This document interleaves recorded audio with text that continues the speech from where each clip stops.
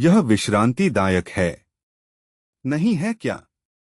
क्योंकि यह हमारे जीवन और पर्यावरण का अभिन्न अंग न पूरी तरह से।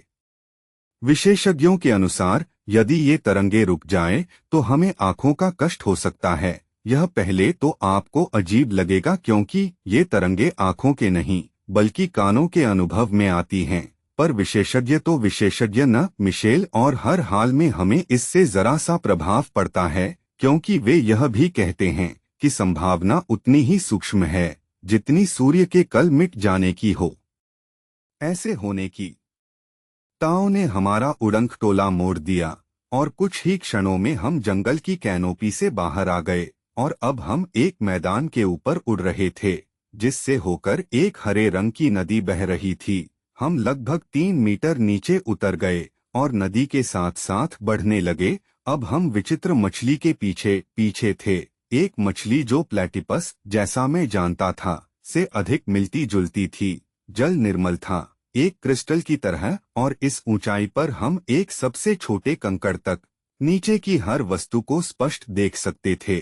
जैसे ही मैंने सिर उठाया तो देखा कि हम लोग सागर की तरफ बढ़ रहे थे।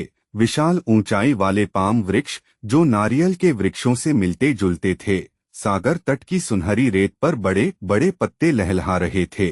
सागर की नीलिमा तट के बड़ी शान से अपने किनारे आसीन पहाड़ी चट्टानों के झिलमिलाते लाल रंग के साथ विरोधाभास की सुंदर छटा दर्शा रहे थे।